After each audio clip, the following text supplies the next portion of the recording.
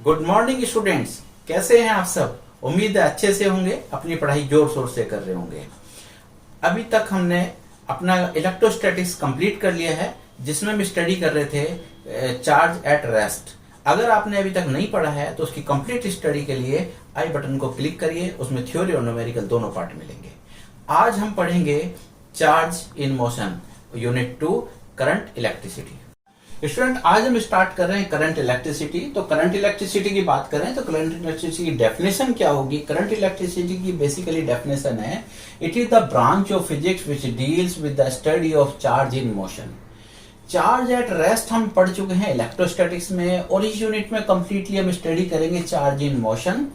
तो जब हम चार्ज की बात कर रहे हैं तो चार्ज का मोशन होगा, तो मोशन किधर भी हो सकता है, लेकिन हम यहाँ बात कर रहे हैं flow of charge in definite direction.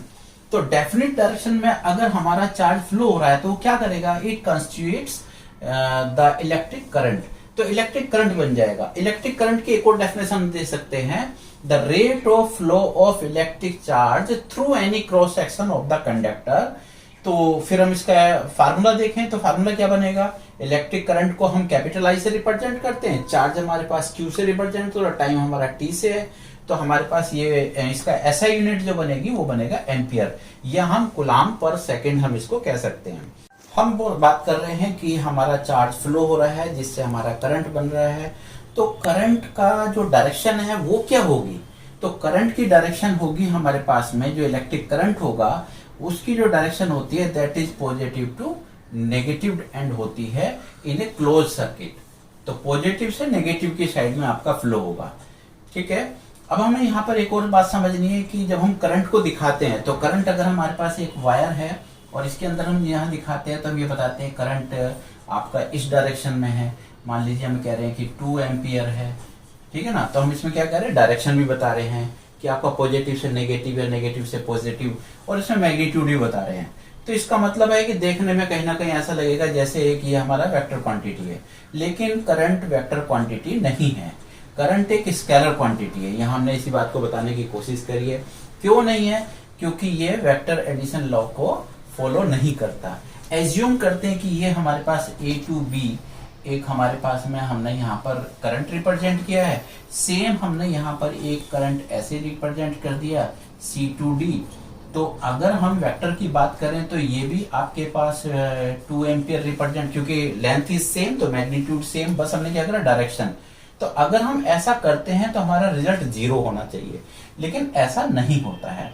तो अगर मैं इसको यहाँ पर ऐड करके यहाँ रिजल्ट फाइंड करने की कोशिश करें तो रिजल्ट हमारा 0 होना चाहिए, ये नहीं होगा।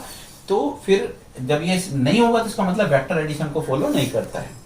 स्टूडेंट, जब हम घर में इलेक्ट्रिसिटी का सर्किट करते हैं तो आप देखिए कभी भी हम वहां पर जो है ये ध्यान नहीं करते कि एक तरफ से वायर आ रहा है दूसरी तरफ से वायर जाएगा तो उसके बीच में एंगल कितना रहेगा, हम इसको बात नहीं करते। क्यों, क्योंकि वेक्टर एडिशन में हमारे पास एक फार्मूला होता है, जो रिजल्ट निकालते हैं, result is equal to R is equal to √a² plus b² plus 2ab cos theta.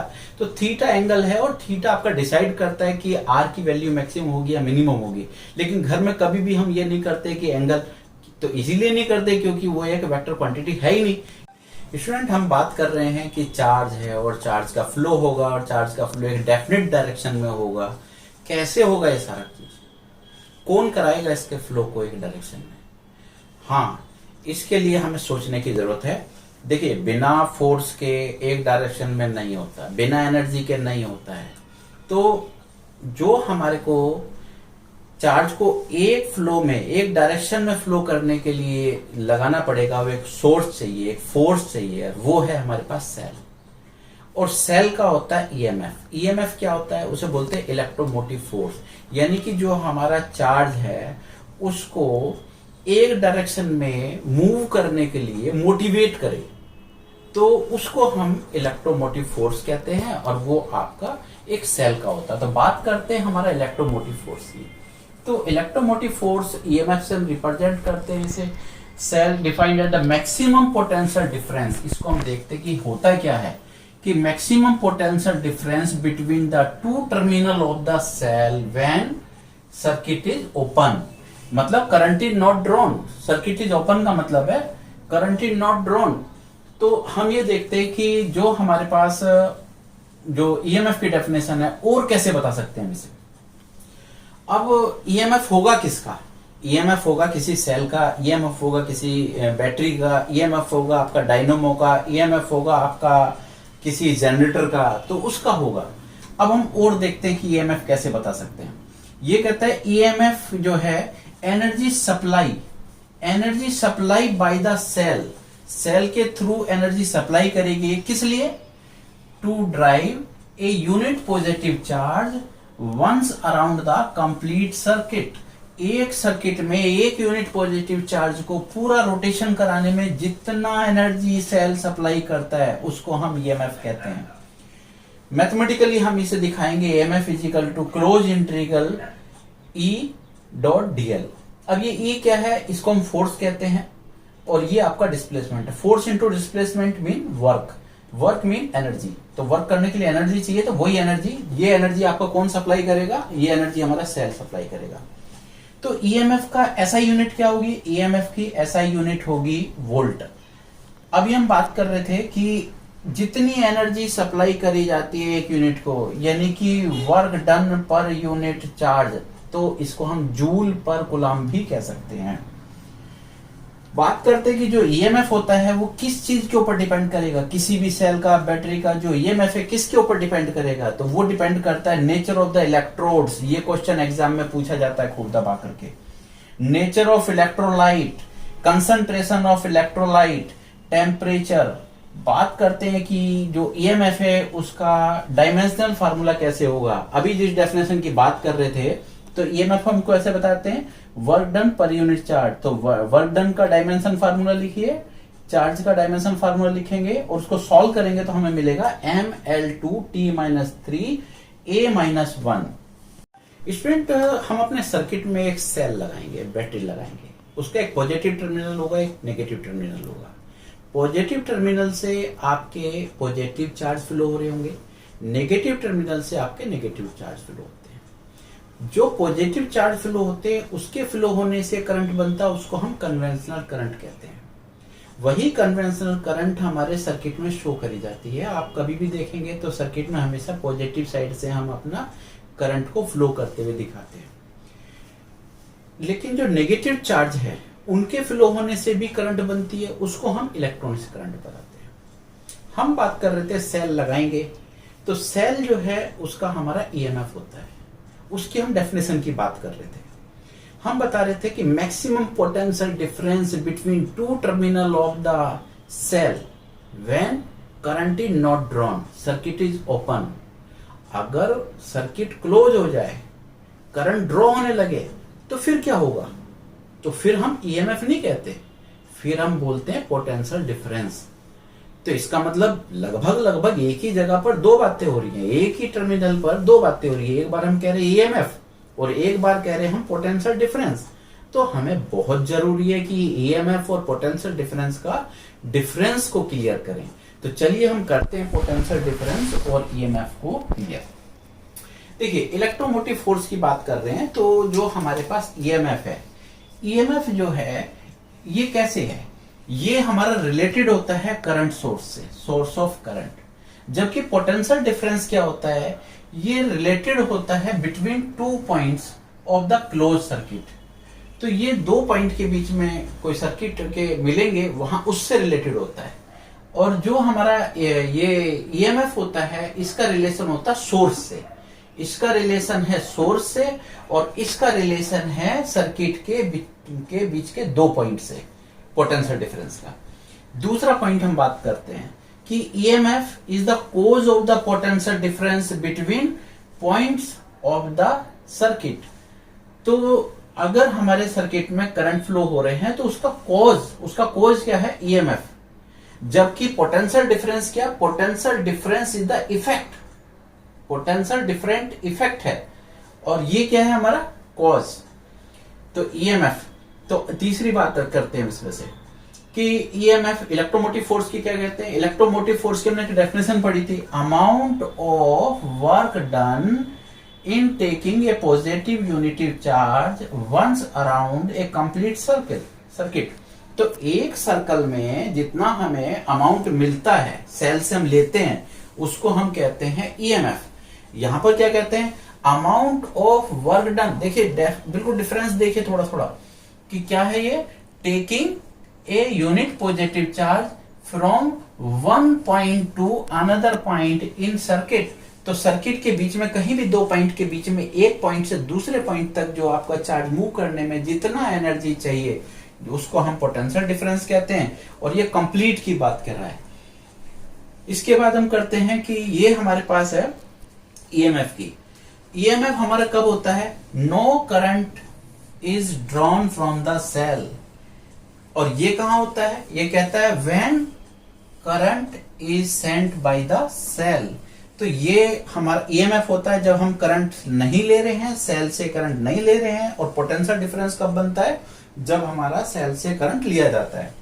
इसके अलावा एक और बात हम देखते हैं, जो हमारा ईएमएफ है, EMF is the independent of the external resistance and current drawn from the cell.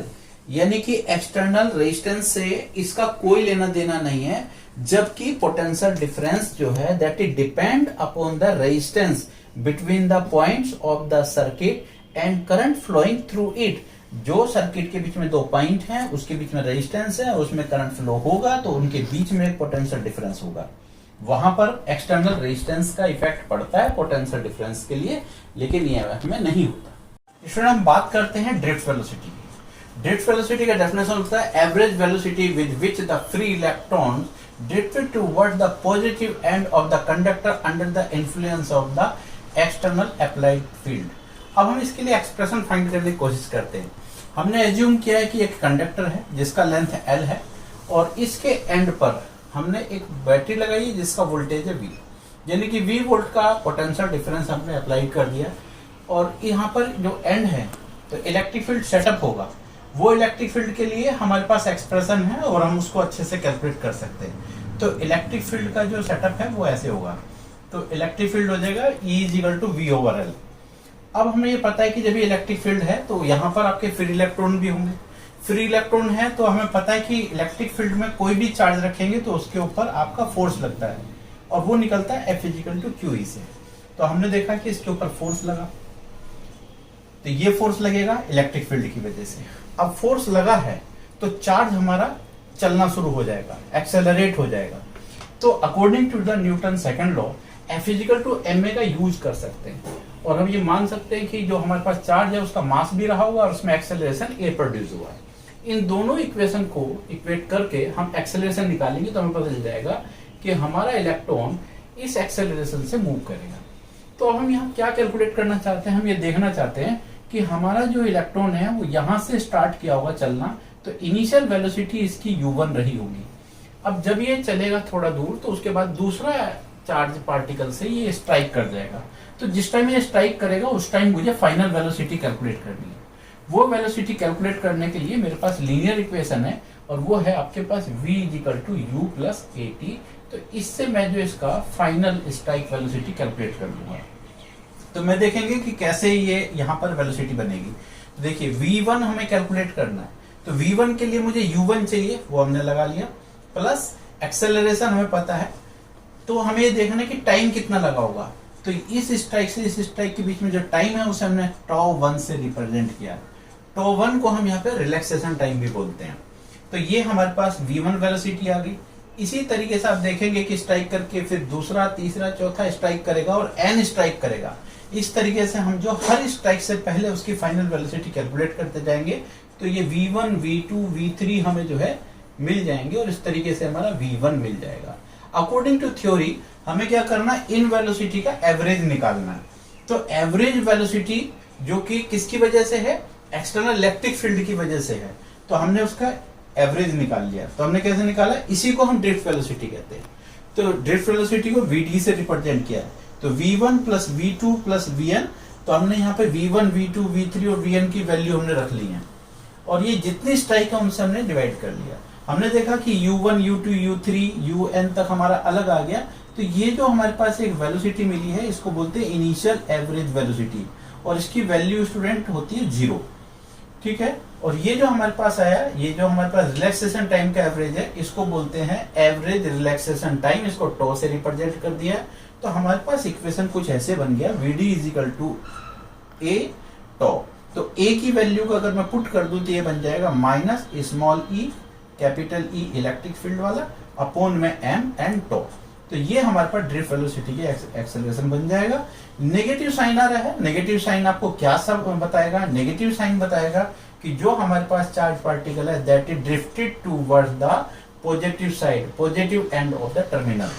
एक क्वेश्चन और हमसे पूछा जाता है, एवरेज रिलैक्सेशन टाइम की डेफिनेशन या एवरेज रिलैक्सेशन टाइम क्या होता है? तो बेसिकली टाइम का जो हमारी डेफिनेशन है वो सिंपल सी है, डिस्टेंस अपॉन स्पीड।